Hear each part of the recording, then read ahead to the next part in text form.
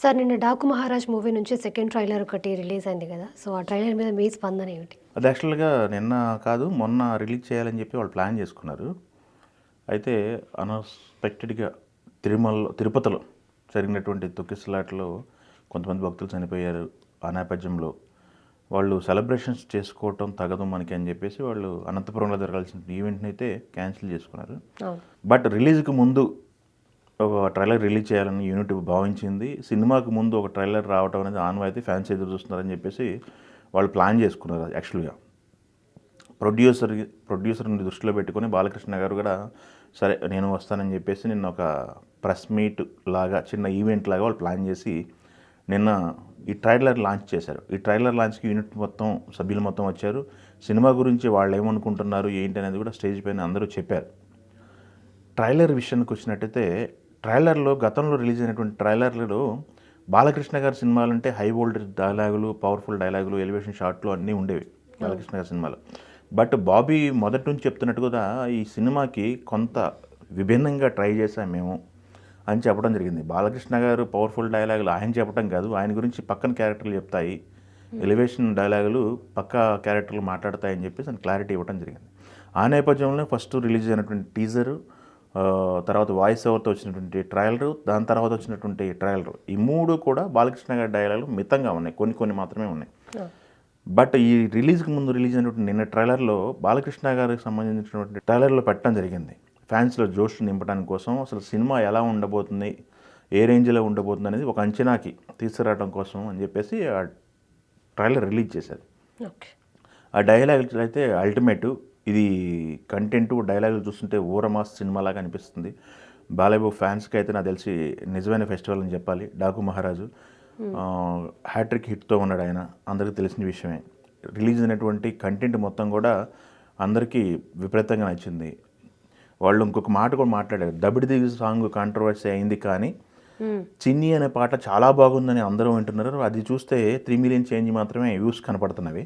But దీనిపైన controversy వచ్చినటువంటి ఏదైతే దబిడి దిబిడి సాంగ్ ఉందో దగ్గర 20 మిలియన్ ప్లస్ వెళ్తుంది. అది ఇంకా అంటే ఎంజాయ్ చేస్తున్నారు కదా జనాలు అనేది వాళ్ళ వాదన. నిజంగానే ఆ సాంగ్ నాకు తెలిసి బీసీ సెంటర్లో అయితే ఆడియన్స్ మంచిగా ఎంజాయ్ చేస్తారనిపిస్తుంది. రిలీజ్ అయినటువంటి 3 సాంగ్స్ ఉన్నాయి. డాకు మహారాజ్ టైటిల్ సాంగ్, చిన్ని దబిడి దిబిడి. ఈ కంటెంట్ కూడా పాస్డ్ కంటెంట్ అనమాట. ఈ సినిమా పైన అంచనాలు అయితే విపరీతంగా ఉన్నాయి. బాలయ్యబాబు ఫ్యాన్స్ అయితే అంచనాలు పెట్టుకున్నారు. దీనికి తగ్గట్టుగానే అనంతపురంలో వాళ్ళు ప్లాన్ చేసుకున్నారు. ఫ్యాన్స్ ఏదైతే ఉందో ఫ్యాన్స్ ప్లాన్ చేసుకున్నారు. ఎందుకంటే బాలయ్యబాబు సంబంధించి చాలా అకేషన్స్ ఉన్నాయి ఈ సంవత్సరంలో వాళ్ళకి సెలబ్రేట్ చేసుకోవడానికి. రాజకీయ పరంగా హ్యాట్రిక్ కొట్టాడు, సినిమాల పరంగా హ్యాట్రిక్ కొట్టాడు, ప్లస్ దాంతోపాటు 50 ఇయర్స్ హీరోగా 50 ఇయర్స్ కంప్లీట్ చేసుకొని స్టిల్ హీరోగా కంటిన్యూ అవుతున్న హీరో. నాకు తెలిసి ఇండియాలో ఎవరు లేరు ఇట్లాంటి హీరో అని చెప్పేసి వాళ్ళు సెలబ్రేట్ చేసుకుంటున్నారు. అది కాకుండా బాలకృష్ణ గారు ఎప్పుడైతే తనకు ఆదేశం అని చెప్పేసి ఏ స్టేజ్ పైన చెప్పైనా సరే వాళ్ళ నాన్నగారు ఎన్టీఆర్ గారు ఆదర్శం అని చెప్తుంటారు. ఆయన తెరపైన కనిపించిన మొదటి సినిమా రిలీజ్ అయ్యి కూడా 75 సంవత్సరాలు పూర్తి చేసుకుంది. ఇట్లాంటి అకేషన్స్ అన్నీ కూడా నందమూరి ఫ్యామిలీలో ఉన్నవి. అన్నీ కలిపి ఒక స్టేజ్ పైన సెలబ్రేట్ చేసుకోవాలని చెప్పేసి వాళ్ళు భారీ ఏర్పాట్లు చేశారు. ఆ భారీ ఏర్పాట్లు చేసినటువంటి అనంతపురం సభ క్యాన్సిల్ అవ్వటం, ఈ నేపథ్యంలో అక్కడ రిలీజ్ చేయాల్సిన ట్రైలర్ ఇక్కడ రిలీజ్ చేయటం, ఈ రిలీజ్ చేసిన సందర్భంలో కూడా బాలకృష్ణ గారు మాట్లాడుతూ అక్కడ జరిగిన ఇన్సిడెంట్ గురించి ఆయన అడ్రస్ చేశారు.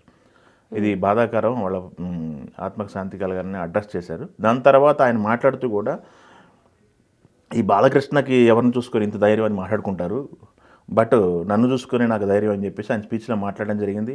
కొత్తది చేయాలంటే నేనే చేయాలని ఆయన మాట్లాడడం జరిగింది. డైరెక్టర్ కూడా బాబీ కూడా ఆయన పడే కష్టం ఏంటనేది అందరూ కూడా ఎక్స్ప్లెయిన్ చేయడం జరిగింది. దీంట్లో ఎక్కువ హార్స్ సంబంధించిన సీన్లు ఉన్నాయి. అది కాకుండా నైట్ షూట్లు ఎక్కువ చేశారట. ఆ నైట్ షూటింగ్లో ఏం జరిగింది అనేది కూడా వాళ్ళు పడ్డ కష్టాన్ని నిన్న ఒక వేదిక కావాలని చెప్పేసి వాళ్ళ వేదిక మీద మాట్లాడటం జరిగింది. యూనిట్ సభ్యులంతా కూడా ఫైట్ మాస్టర్ వెంకట దగ్గర నుంచి కెమెరామెన్ గురించి మనం ఇక్కడ చెప్పుకోవాలి. జయలలిత సినిమా చేసిన కెమెరామెన్ ఈ సినిమాకి పనిచేసాడు. విజువల్స్ కూడా అంతా బాగున్నాయి. తమన్ మాట్లాడుతూ ఒక మాట మాట్లాడాడు నిన్న, నాకు మా ఫాదర్ లేడు, మా ఫాదర్ లేని లోటు బాలయ్య గారు తీర్చారు అన్న టోన్లో మాట్లాడటం జరిగింది.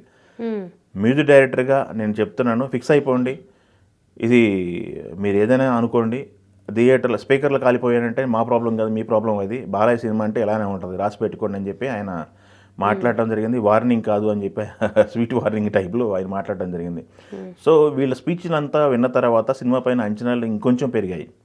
రేపు గేమ్ చేంజర్కి సంబంధించి మొదటి షోకి పడ్డ తర్వాత ఎలాంటి టాక్ వస్తుంది, ఫ్యాన్స్ ఎలా ఎంజాయ్ చేస్తారని క్యూరియాసిటీగా అందరూ వెయిట్ చేస్తున్నారు.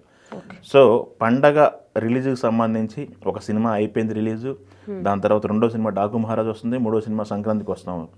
3 సినిమాలు హిట్ కావాలని ఇండస్ట్రీ కోరుకుంటుంది.